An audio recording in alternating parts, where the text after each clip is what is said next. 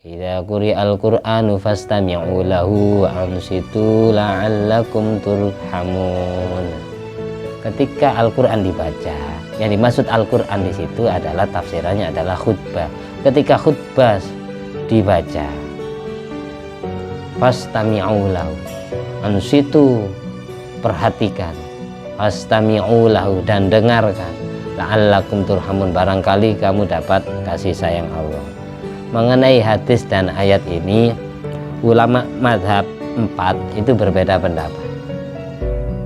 3 mazhab, Imam Abu Hanifah, Imam Nu'man bin Sabit atau mazhab Hanafi, Imam Malik bin Anas bin Malik yaitu mazhab Maliki, dan Imam Ahmad bin Muhammad bin Hambal mazhab Hambali. Ketiga beliau ini berpendapat bahwa orang ngobrol, orang berkalam pada saat khotib sedang baca khutbah, hukum ngomongnya, hukum ngobrolnya haram. 3 pendapat imam madhab yang 3 ini senada, sepaham, dan sama persis kayak qaul qodimnya Imam Syafi'i. Imam Nabi mempunyai qaul qodim, pendapat lama. Qaul qodimnya Imam Syafi'i itu hukumnya haram, sama seperti 3 madhab yang selain beliau. Tapi qaul hadis yang terpakai sekarang ini qaul jadid, pendapat yang baru, beliau mengatakan bukan haram. Orang ngobrol pada saat khotib itu sedang baca khutbah, tapi hukumnya adalah makruh. Makruh itu berarti boleh tapi kurang baik. Kenapa Imam Syafi'i menghukumi makruh? Karena suatu saat kita akan menjumpai orang-orang yang mau cilaka, kalau tidak kita ingatkan, dia biarkan jatuh gitu.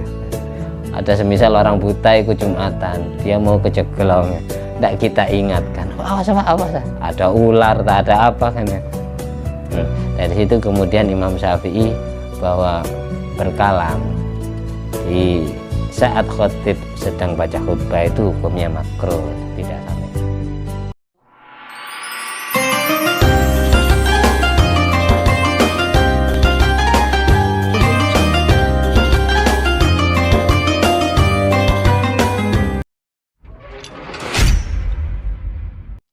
Assalamualaikum warahmatullahi wabarakatuh.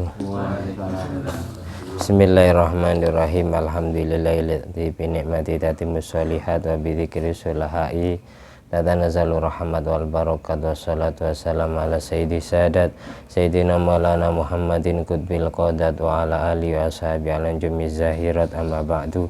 Allahumma shalli ala ruhi sayyidina Muhammadin fil arwah wala jasadi fil ajsad wala qabri fil kubur wala alihi washabihi wasallim. Rabbi syrah li sadri wa yassir li amri wa hlul 'uqdatam min lisani yafqahu qawli. Rabbi zidni ilma warzuqni fahma. Allahumma aftah alaina futuhal arifin waj'alna khalisatan liwajhikal karim.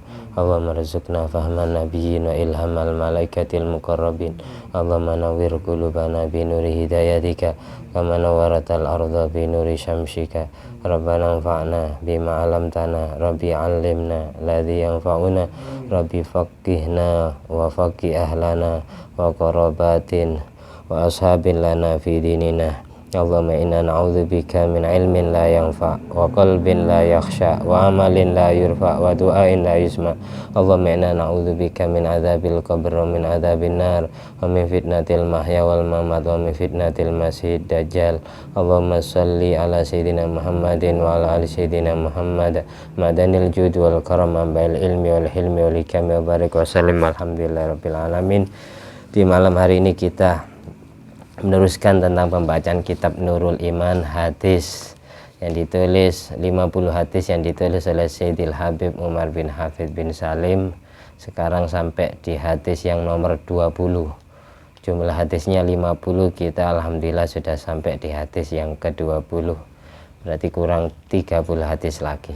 Semoga ilmu yang kita baca jadi ilmu yang bermanfaat dan barokah, yang menjadi batu loncatan kita semua menggapai ridha Allah dan syafaat Nabi Muhammad SAW, dan selalu membahagiakan hati Nabi dikumpulkan di surga bersama Nabi Muhammad SAW, bersama keluarga, para sahabat, kerabat kita, bersama kedua orang tua mbah-mbah kita, bersama anak dan istri kita bersama seluruh keturunan-keturunan kita sampai hari kiamat.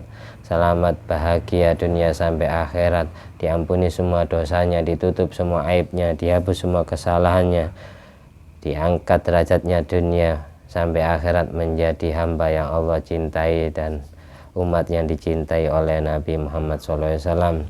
Ala hadiniyat wa ala kunyatin sholihah wa ala kulli mana wa salafu sholih bijai Nabil Mustafa wal Mujtaba Muhammadin sallallahu alaihi wasallam wa bi barakati jamil anbiya wal awliya wal ulama al madhkur asma fi hadal kitab wa bi akhas mu'allif fi hadil kutub.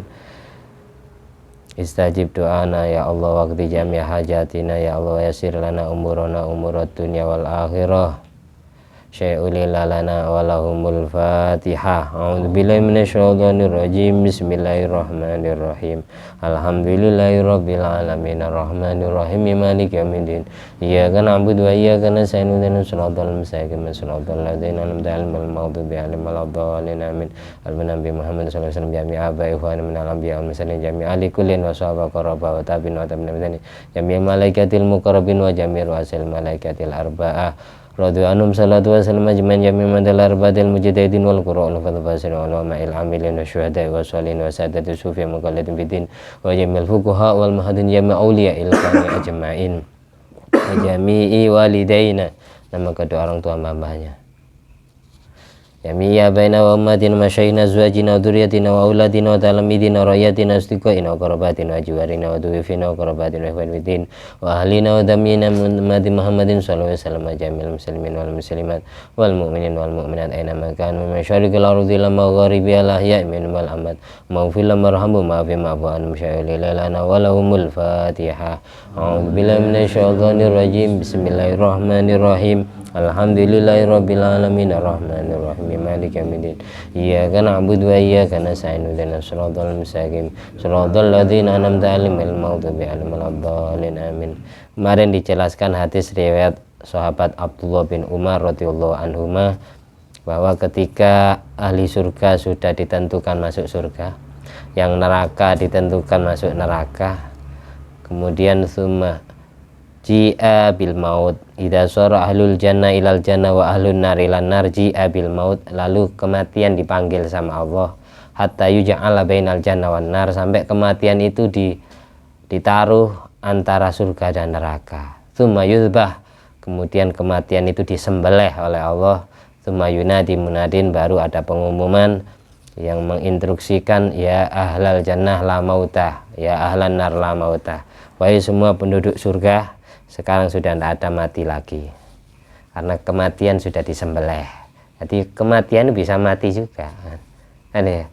Ketika sudah di akhirat nanti, yang ahli surga masuk surga, yang ahli neraka masuk neraka, mereka dikasih pengumuman, wahai penghuni surga, sekarang sudah tidak ada kematian lagi. Wahai penghuni neraka, sekarang sudah tidak ada kematian lagi karena kematian sudah disembelih sama Allah. Sejak itu pula fayazdadu ahlul jannah farohan ila farohim wa yazdadu ahlun nar huznan ila huznihim.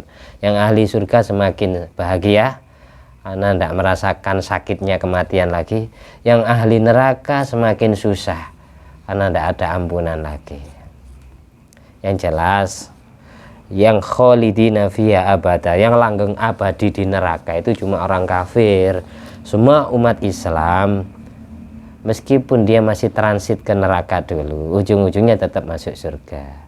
Orang kafir kholidina fiha abada, selamanya di neraka, tidak ada ampunan. Karena apa?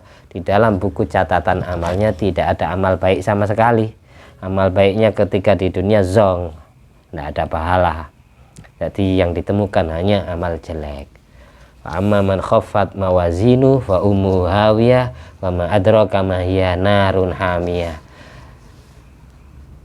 Sedang orang Islam, fa amma man thaqulat mawazinu fa huwa fi 'ishatir radiyah. Orang Islam itu ada 3 model. Ada orang Islam yang dakhalal jannah bi ghairi hisab, masuk surga tanpa dihisab, tanpa transit neraka, langsung dinyatakan lulus surga, dapat tiket surga. Itu model orang Islam yang pertama, yang masuk surganya bi ghairi hisab, yaitu orang-orang yang amal baik yang buku catatan amalnya hanya ditemukan amal baik, tidak ada amal jeleknya sama sekali. Bisa jadi memang tidak pernah dosa kayak para nabi, atau pernah dosa tapi dosa-dosanya sudah Allah ampuni sebelum dia mati, atau dosa-dosanya sudah tertebus dengan siksa kubur. Ketika bangun dari kubur tinggal membawa amal baik saja, pahala saja, karena dosa-dosanya sudah lunas. Nah, ya. Atau gini, orang yang ditemukan amal baik sama amal jelek, tapi amal baiknya ketika ditimbang lebih berat dari amal jeleknya. Amal baiknya 60%, amal jeleknya 40%. Jadi kalau dikalkulasi 60 dikurangi 40 sisa 20% kebaikan. Ini langsung dapat tiket surga tanpa transit neraka. Dakhalal jannah bighairi hisab. Orang masuk surga tanpa dihisab bukan berarti dia harus tidak punya dosa sama sekali, bukan. Kalau dosanya ketika ditimbang, ketika dihisab masih kalah dengan amal baik, ya langsung masuk surga. Karena apa? Kalau ya 60 dikurangi 40 ya sisa 20 kebaikan, 20% kebaikan. Ini contoh orang yang masuk surga tanpa transit neraka, langsung tiket surga, lulus. Ibaratkan ujian nerima rapot tuh lulus pakai nilai indeks. Yang kedua, ada orang Islam itu masuk surga dan tetap dihisab, tapi hisapannya ringan, enteng, tidak dipersulit, yaitu manis tawat hasanatuhu wa sayyi'atuhu. Orang yang timbangan amalnya itu sejajar, 50% amal baik, 50% amal buruk. Jadi kalau ditimbang, maksiatnya 50%, ibadahnya 50%, tidak ada yang lebih berat. Nah, sejajar ini fayuhasabu hisaban yasira wa yadkhulul jannah. Orang yang seperti itu, timbangan amalnya jelek yang baik itu sama-sama, tidak ada yang lebih unggul, sejajar, sepadan, sebanding, itu langsung masuk surga, tapi dihisab, dimintai pertanggungjawaban dengan pertanggungjawaban yang enteng, yang ringan. Karena apa? Dia mau dimasukkan neraka, tidak punya dosa. Dia mau dimasukkan surga, tidak punya pahala. Iya. Amal baik ditimbang sama amal jelek, 50%, skornya 0-0. Maka kemudian dapat syafaat sama dari Rasulullah atau dari guru-gurunya, dari para wali yang diziarahi, yang ikut haulnya, atau dari teman-temannya, sahabatnya, keluarganya. Langsung langsung lulus, dapat tiket. Kamu tidak punya dosanya habis, pahalanya juga habis, imbang. Yang model orang Islam yang ketiga, itu orang yang timbangan amal jeleknya lebih berat dari amal buruknya. Amma man thaqulat sayyi'atuhu rajahat sayyi'atuhu an hasanatih fahuwa tahtal masyiah. Orang Islam yang amal jeleknya, timbangan amal jeleknya lebih berat dari amal baiknya, ini dalam naungan kehendak Allah. Insya Allah afa anhu wa insya Allah azaba biqadri jurmihi tsumma yadkhulul jannah. Kalau Allah mau, dia diampuni semua dosanya, dihapus semua kesalahannya karena ditolong sama Kanjeng Nabi, disyafaati. Kalau Allah mau juga, dia masih disiksa sesuai kadar dosanya. Nanti setelah takaran dosa dengan siksaan itu seimbang, baru dimasukkan surga. Jadi intinya semua umat Islam, semua orang yang di dalam hatinya beriman kalau punya Tuhan Allah, punya Nabi Muhammad SAW, itu pasti masuk surga. Ada yang langsung, ada yang masih dihisab dengan ringan, ada yang diampuni, ada yang masih disiksa dulu sesuai kadar dosanya, kemudian ujung-ujungnya tetap masuk surga. Fa amma man thaqulat mawazinu fa huwa fi isyatir radiyah. Di dalam ayat lain, wala saufa yu'tika rabbuka fatardo. Nabi fatardo, Nabi hatinya ridho, puas kalau semua umatnya masuk surga. kalau Allah memberikan atau anjazilan, kalau Allah mengizini Nabi bisa mensyafaati seluruh umatnya. La arda wa wahidun min ummati finnar. Nabi tidak rela kalau satu saja masih tertinggal.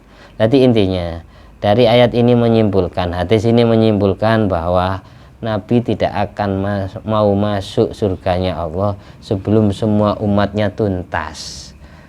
Tidak ada satupun yang tersisa di neraka. Di neraka tinggal yang kafir saja. Di surga orang Islam saja.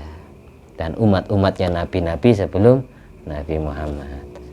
Nah, baru kalau seperti ini la mauta, ya ahlan nar la mauta, ya ahlal jannah la mauta.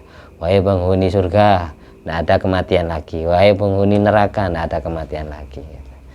Mengenai tempat surga dan neraka kemarin sudah dibahas. Ada dua pendapat. Pendapat yang pertama, ada yang berpendapat bahwa tempatnya surga itu di atas langit ketujuh, di bawah aras.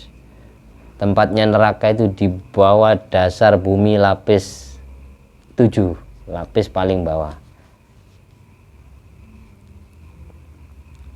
Pendapat yang kedua, yang tahu tempatnya surga dan neraka hanyalah ilmil latifil khabir, ilmunya Allah yang maha lembut, yang maha tahu segala-galanya, isi zahir dan batinnya sesuatu. Tidak bisa ditentukan oleh manusia, makhluknya. Di mana surga itu diciptakan, di mana neraka itu diciptakan. Jadi yang tahu hanyalah Allah. Kayak gitu. Ini pendapat dua. Mengenai jumlahnya surga itu ada berapa? Ada yang berpendapat surga itu jumlahnya ada 7. Sama seperti jumlahnya neraka.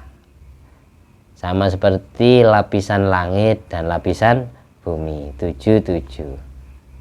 Ada yang berpendapat, pendapat yang kedua mengatakan surga itu ada 4. Ada 4.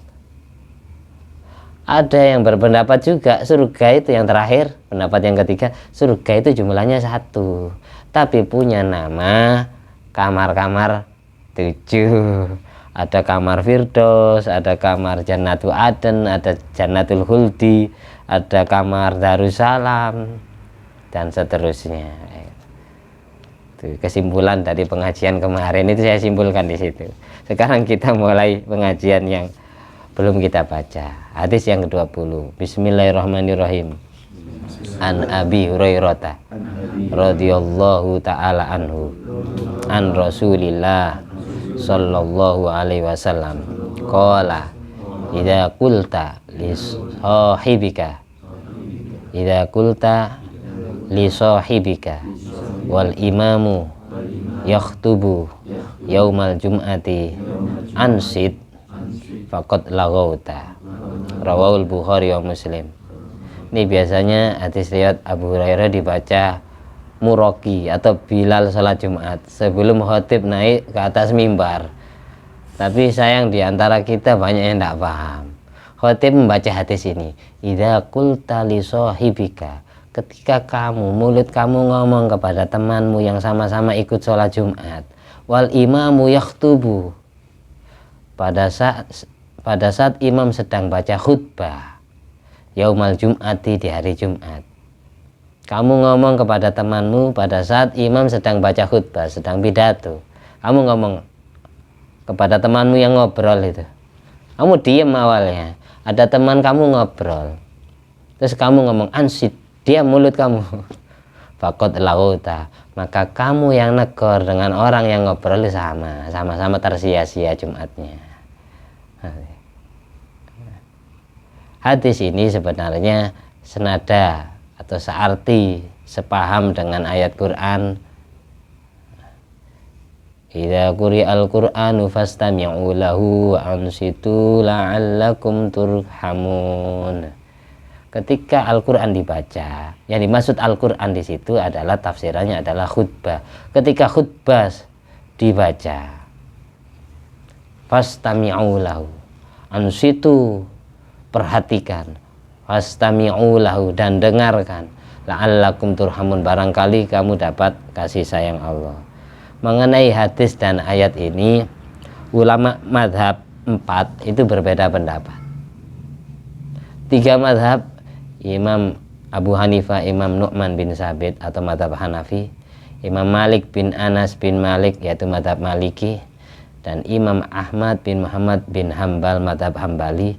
Ketiga beliau ini berpendapat bahwa orang ngobrol, orang berkalam pada saat khotib sedang baca khutbah, hukum ngobrolnya haram. Tiga pendapat imam madhab yang tiga ini senada, sepaham, dan sama persis kayak qaul qodimnya Imam Syafi'i. Imam Nabi mempunyai qaul qodim, pendapat lama. Qaul qodimnya Imam Syafi'i itu hukumnya haram, sama seperti tiga madhab yang selain beliau. Tapi qaul hadis yang terpakai sekarang ini qaul jadid, pendapat yang baru, beliau mengatakan bukan haram orang ngobrol pada saat khotib itu sedang baca khutbah, tapi hukumnya adalah makruh. Makruh itu berarti boleh tapi kurang baik. Sebab apa Imam Syafi'i menghukumi makruh? Karena suatu saat kita akan menjumpai orang-orang yang mau cilaka, kalau tidak kita ingatkan, dia biarkan jatuh gitu. Ada semisal orang buta ikut Jumatan, dia mau kejeglong, tidak kita ingatkan, awas pak, awas, ada ular, tak ada apa kan ya. Dari situ kemudian Imam Syafi'i bahwa berkalam di saat khotib sedang baca khutbah itu hukumnya makruh, tidak sampai haram. Qaul jadidnya Imam Syafi'i makruh, tapi qaul qodimnya beliau cocok dengan tiga madhab selain beliau. Madhab Hanafi, Maliki, dan Hambali menghukumi haram orang ngobrol pada saat khotib itu sedang baca. Yang benar gimana ya? Diamnya tapi usahakan ya zikir. Kalau memang tidak dengar suaranya khotib ya zikir. Tifaqat al-ghutta ini hadis riwayat Muslim dan Sahih Bukhari. Wal qadim yahrumul kalam fiha. Pendapat qaul qadimnya Imam Syafi'i menghukumi haram. Wajibul insot, dan wajib diam mulutnya. Itu qaul qadim. Kalau ada orang buta sedang lewat, gini, amma idza a'ma yaqa'u fi bi'rin. Kalau orang yang sedang dengarkan khutbah itu melihat orang buta mau jatuh ke dalam sumur, au akroban tadubbu ala insanin, atau ada temannya sesama ikut sholat Jumat, dia mau dientup, mau disengat kalajengking, skorpion. Fa'andzarahu, lalu dia mengingatkan, awas ada kalajengking, awas ada ular, awas bahaya gitu. Au 'allama insanan syai'an minal khair, atau dia ngasih tahu kebaikan kepada orang lain. Dia menegur orang lain melakukan sholat salah, dibilangi, dinasihati. Au nahaw an mungkarin, atau dia melihat kemungkaran di dalam masjid lalu dia larang. Yang jelas orang ngelarang pakai mulut. Fadha laisa biharamin qat'an. Jadi yang kalam semacam ini hukumnya tidak haram secara pasti, bal qad yajibu alaihi, bahkan hukumnya wajib. Lakin yustahabu, tapi alangkah baiknya tetap disunatkan ayak tasiralal isara in aghnat. Cukup ngasih isyarat kalau memang cukup. Sekali lagi cukup pakai isyarat, pakai isyarat, nggak usah ngomong. Kalau memang orangnya paham, orang buta kasih isyarat ya nak tahu. Tetap harus pakai mulut dan pakai gerakan tubuh. Wala yukrahul kalam qablal khutbah wala ba'da. Kalam hukumnya tidak makruh katanya Imam Syafi'i. Kalam ngobrol pada saat khotib sedang baca khutbah. Kalam hukumnya tidak makruh sebelum khutbah dibaca atau sesudah khutbah dibaca. Nah, makruh hukumnya. Wala bainal khutbataini, juga demikian. Kalam yang dilakukan antara dua khutbah. Khotibnya sedang duduk di antara dua khutbah. Ini tidak apa-apa ngomong. Tidak makruh ya tidak haram. Wala lidakhil malam yakhud lau makanan wa yastakirru fihi. Dan juga tidak makruh bagi kalam bagi orang yang baru masuk masjid selagi dia masih belum menemukan tempat untuk diam di masjid itu. Dia belum masuk masjid. Belum menemukan tempat untuk diduduki. Ini keterangannya dari Muhnil Muhtad juz 1 halaman 391. Jadi kesimpulannya yusannu lil hadirin ayyuk bilu alal khotib mustami'ina lahu. Disunatkan bagi orang yang hadir sholat Jumat itu menghadap kepada khotib dan mendengarkan pidatonya khotib, karena firman Allah di surat Al-A'raf ayat 304, wa idza quri'al qur'anu fastami'u lahu wa ansitu la'allakum turhamun.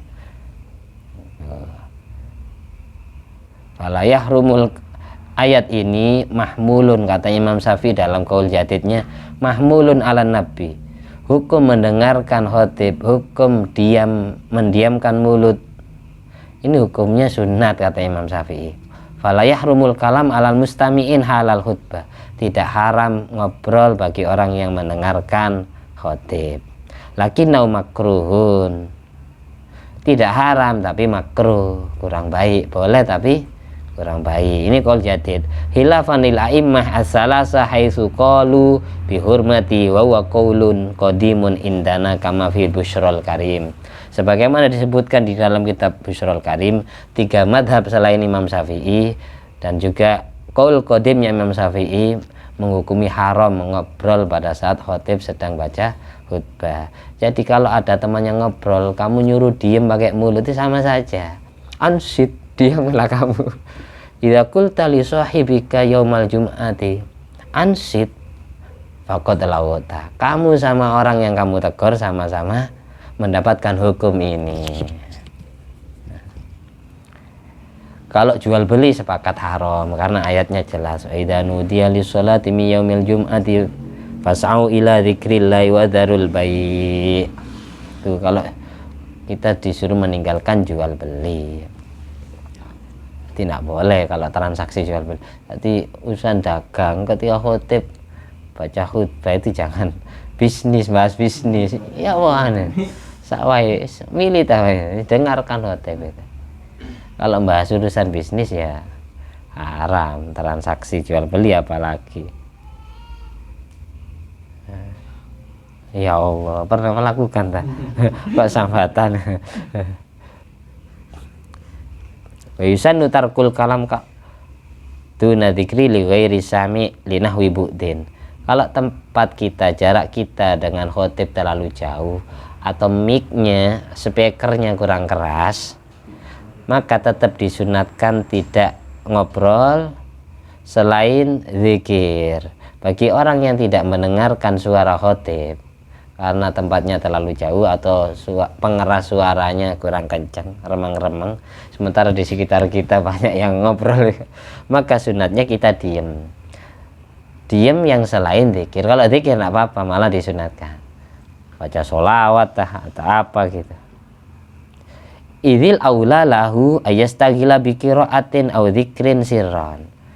Orang yang seperti ini yang tidak mendengarkan suara khotib, yang lebih utama adalah menyibukkan diri dengan membaca Al-Quran atau zikiran secara pelan-pelan, sekiranya suaranya tidak mengganggu atau tidak nyaingi suara khotib. Bihaitsu la yusawwishu ala ahadin, sekiranya suara bacaan dia atau zikiran dia itu tidak dapat mengganggu atau mengusik ketenangan orang-orang yang sedang asik mendengarkan khutbah. Fal afdhal istighaluhu bis shalat ala nabi sallallahu alaihi wasallam. Bagi orang yang tidak mendengarkan suara khotib di hari Jumat, yang afdhal, yang utama adalah menyibukkan diri untuk baca sholawat sebanyak mungkin kepada Rasulullah sallallahu alaihi wasallam. Muqaddiman laha alat tilawah, lebih mengedepankan sholawat daripada membaca Al-Quran li ghairi suratil kahfi wa dzikri, yang jelas selain baca surat kahfi dan baca dzikiran. Kalau yang dibaca surat kahfi ya bagus, malah mengalahkan fadilah keutamaan sholawat, karena li'anna syiarul yaum, karena kalau surat kahfi sama dzikiran itu menjadi atribut, menjadi tanda-tanda kebesaran hari Jumat. Demikian pula sholawat.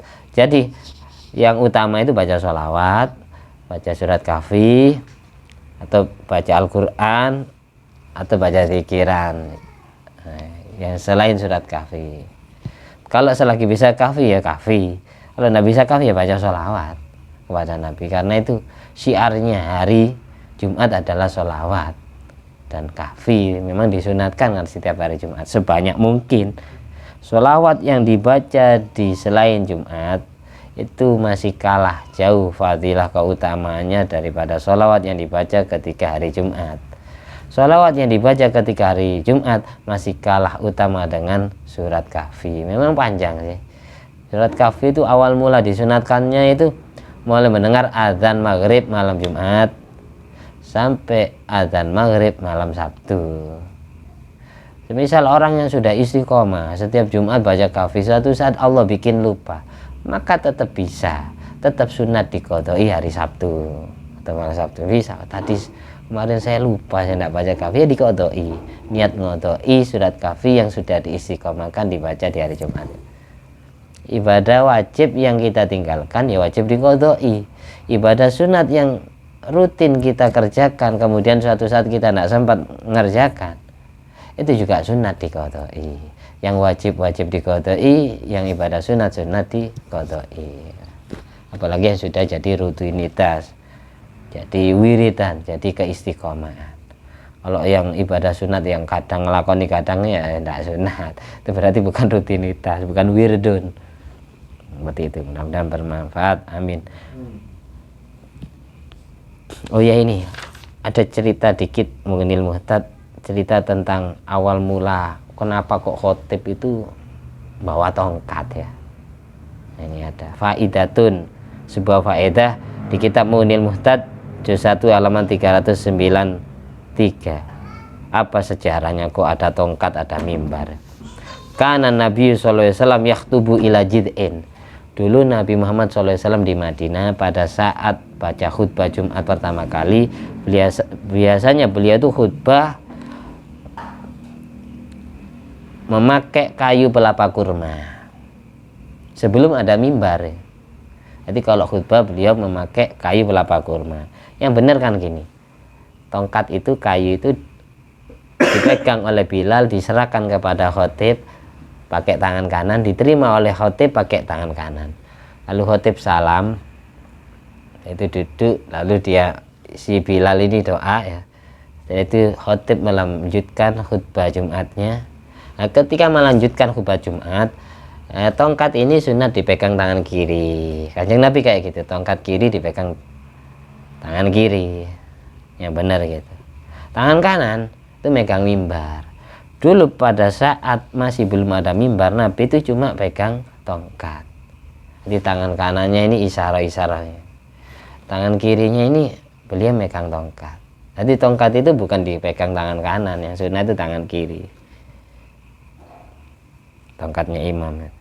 Terus falamma tukhidal mimbar, pada saat Nabi sudah membuat mimbar, tahawwala ilaihi fahannal jid'u. Nabi akhirnya kalau khutbah langsung di mimbar, di singgasana masjid, sehingga beliau meninggalkan tongkat yang biasa dipegang ketika khutbah. Tongkat itu langsung merintih, langsung menangis. Jadi tongkat kayu pelapa kurma itu langsung nangis ketika Nabi berpindah ke mimbar. Fa'atahu Nabi sallallahu alaihi wasallam faltazamahu. Akhirnya tongkat itu diambil sama Kanjeng Nabi, terus dikasih perjanjian, dikasih nasihat. Ini tongkat bisa ngomong. Wa fi riwayatin famasahu, tongkat itu diusap sama Kanjeng Nabi, dielus. Wa fi ukhra riwayat lain fasami'na lahu mithla aswatil ishar. Kami semua para sahabat menyaksikan dengan mata kepala kami dan telinga kami semua mendengar suara tangisannya tongkat itu. Sama seperti tangisannya induk onta, wel ibil allati tahinu ila auladi, kalau onta menangisi anak-anaknya, sama kayak gitu. Pada saat tongkat itu sudah dipegang lagi sama Kanjeng Nabi, annahu sallallahu alaihi wasallam khayyaru baina ayyagrisahu fayaudu khadiran aw yakunu fil jannah. Nabi ngasih pilihan kepada tongkat, kenapa kamu nangis? Jangan dulu kalau khutbah itu megang saya, sekarang kok sudah diam di mimbar, saya tidak dipegang, nangis kayu pelapa kurma. Akhirnya kasih pilihan, kamu pingin saya tanam lagi biar hidup lagi, tumbuh hijau, apa kamu masuk surga, pilih yang mana kamu? Pingin saya tanam lagi biar hidup, tidak jadi tongkat, biar jadi tumbuh-tumbuhan, apa pingin milih surga? Terus fakhtarul jannah, si tongkat itu saya milih surga saja ya Rasulullah. Wa'adahu biha fasakana. Ya sudah, saya berjanji akan memasukkan kamu ke surga. Lalu sejak itu si tongkat ini diam dari tangisannya. Semua sahabat menyaksikan ini mukjizatnya Rasulullah SAW. Hanina hazinin nadib, di Maulid Tiba itu loh, Hanina hazinin nadib, Hanina tangisan, hazinin nadib, parmal khasiatul jamal alal manhajitul lab. Ceritanya sekarang tempatnya tongkat itu menjadi tiang, namanya tiang mukhallaqah.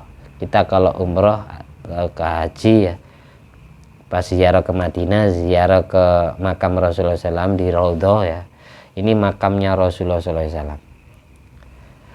Setelah ini ada tiang nempel dengan tembok, namanya tiang sarir. Kemudian tiang berikutnya ini namanya tiang Abu Lubabah atau tiang tobat.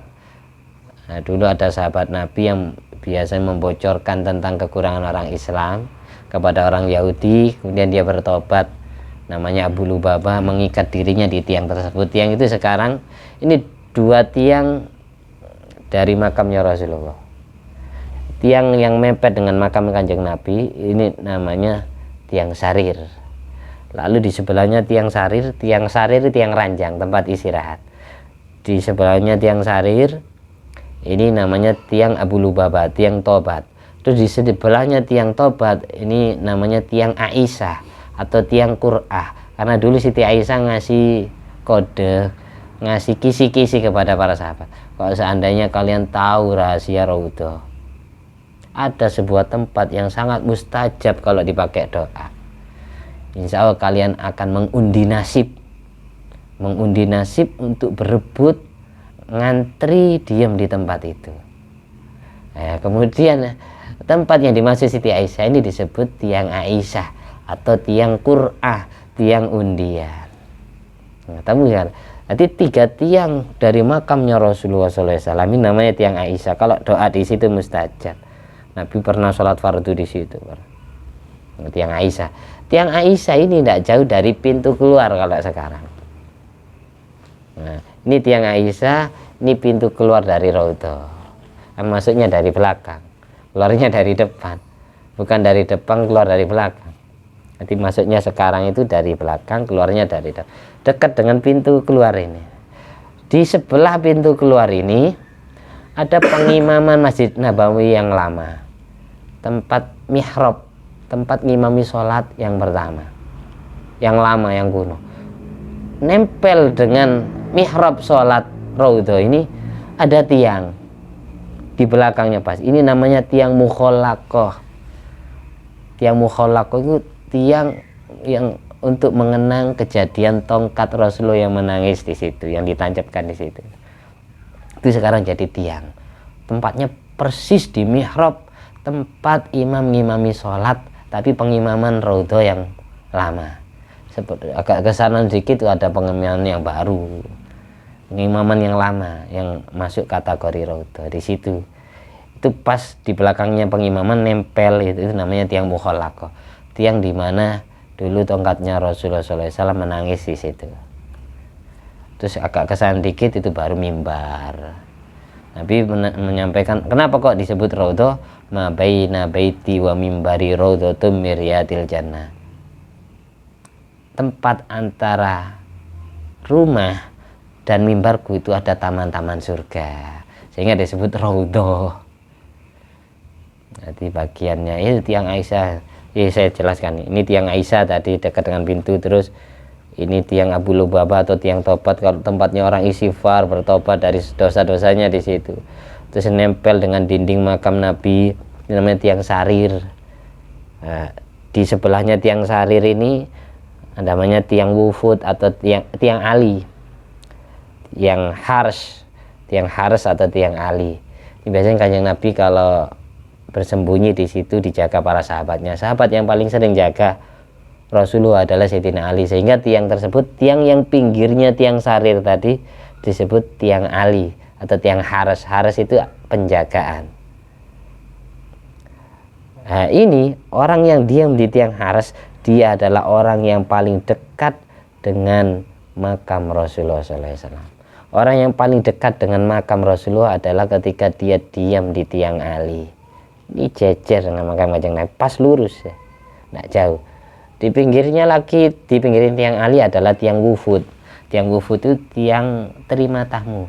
Biasanya Kanjeng Nabi kalau beat orang kafir masuk Islam di situ, namanya tiang wufud. Itu ada 3 tiang yang 6 tiang, 1, 2, 3, 4, 5, 6 yang bisa kita tempati sekarang. Untuk tiang tahajud, tiang Jibril sudah tidak bisa ditempati lagi karena ada di dalam Hujratus Syarifah, ada di dalam makam Rasulullah SAW. Yang 3 ini tiang bersejarah, bisa kita tempati kalau kita masuk Raudhah. Pokok itu kamu cari. Wah, urutannya gini,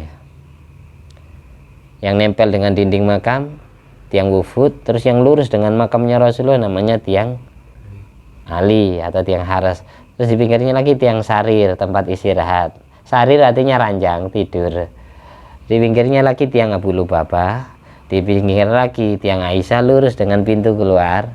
Di pinggirnya pintu keluar ini ada mihrab pengimaman.